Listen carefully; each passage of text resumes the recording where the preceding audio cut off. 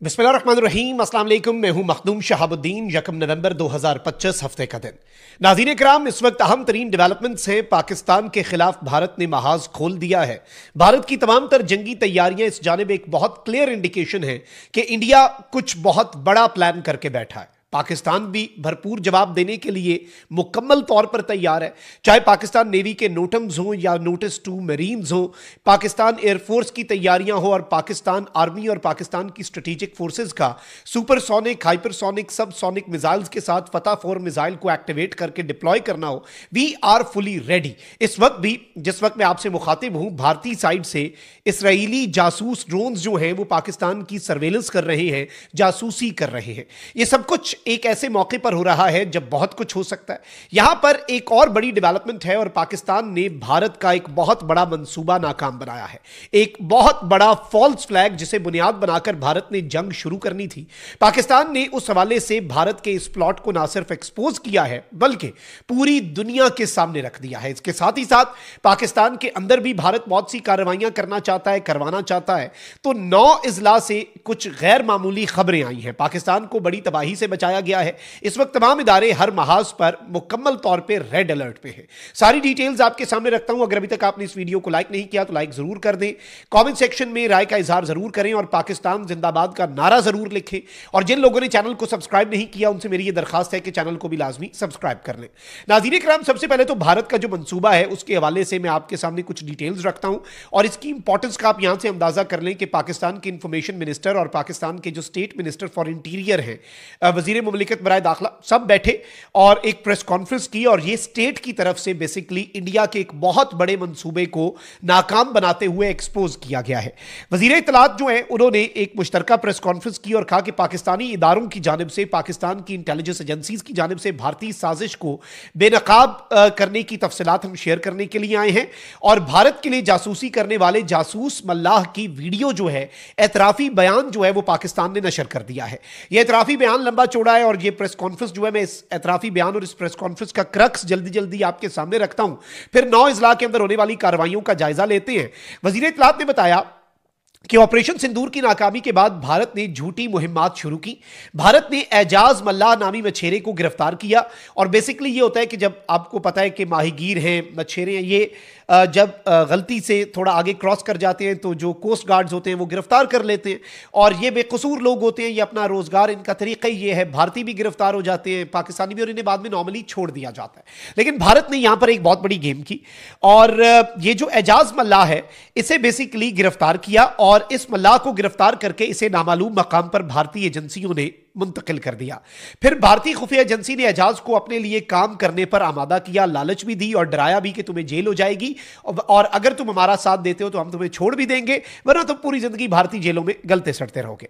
अता तारण ने बताया कि भारत ने एजाज मल्लाह को आर्मी, नेवी और रेंजर्स की वर्दियां खरीदने की हिदायत की। जब एजाज मल्लाह ये वर्दियां खरीद रहा था तो पाकिस्तानी एजेंसीज ने उसकी निगरानी शुरू कर दी। एजाज मल्लाह को भारत जाते हुए गिरफ्तार किया गया। इस सब के अंदर मैं आपको यह बता दूं कि भारत के लिए जासूसी करने वाले एजाज मल्लाह की वीडियो भी नशर की गई जिसमें उसने एतराफ किया कि भारतीय एजेंसियों ने उसे समुद्र से गिरफ्तार किया।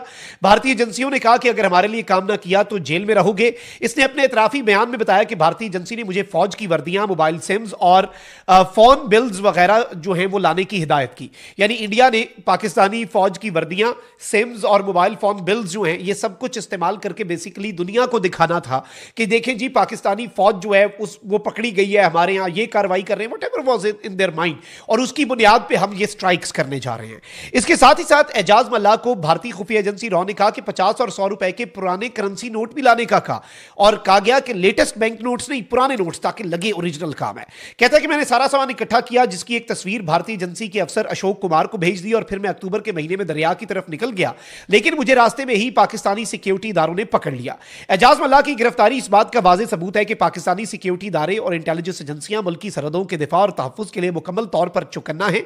और इस सब के अंदर भारत जो है वो सिफारती और अस्करी नाकामियों के बाद अब इस तरह के हरबों के ऊपर आया, और ये एक बहुत बड़ा फॉल्स फ्लैग था जो भारत करना चाह रहा था। दे वांटेड, और ये इवन जो इसकी गुफ्तगू है अशोक कुमार के साथ, जो इंडियन इंटेलिजेंस ऑपरेटिव था, जो इसके साथ इन टच था, इन कांटेक्ट था, वो इसे बता रहा था कि भाई तुमने पाकिस्तान आर्मी की, नेवी की, रेंजर्स की वर्दियां लानी है और फिर इसके साथ साथ सिम्स और ये सब कुछ।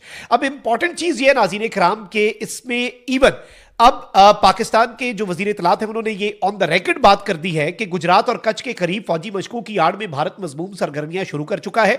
भारतीय मशकों का मकसद पाकिस्तान के खिलाफ प्रोपेगेंडा और तखरीबी कार्रवाइयां हैं।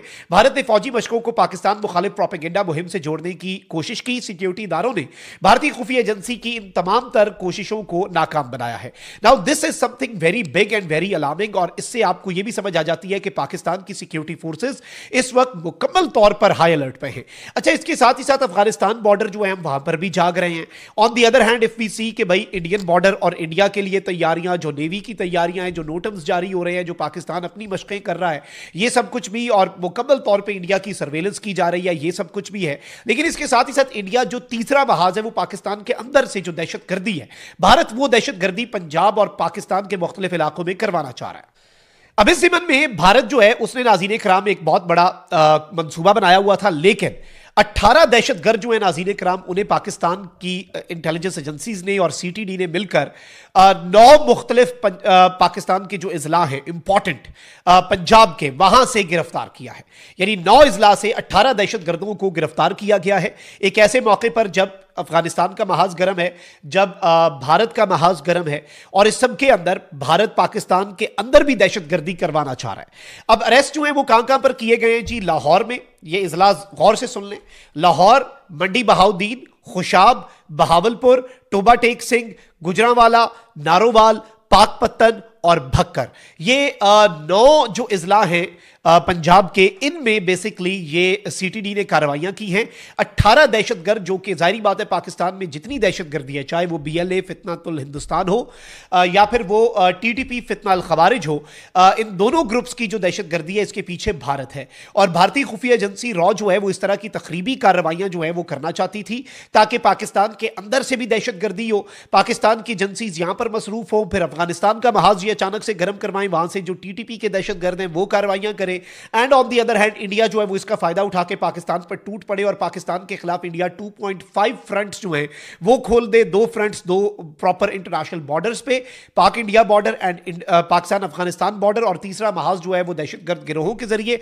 बट पाकिस्तान की एजेंसीज और पाकिस्तान के तमाम इदारे इस वक्त मुकम्मल तौर पर हाई अलर्ट पे है। स्पेसिफिकली इंडिया जो है उसकी सरगर्मियों को ना सिर्फ नोटिस किया जा रहा है, बल्कि अब तो पाकिस्तान की इंटेलिजेंस एजेंसीज जो हैं उन्होंने ऑन द रिकॉर्ड ये बात कर दी है कि भाई we have credible information, we have credible intel कि इंडिया जो है वो एक एडवेंचर की तैयारी कर रहा है, और इंडिया का जो एडवेंचरिज्म है वो इस खित्ते को किसी बहुत बड़ी तबाही पर भी ले जा सकता है।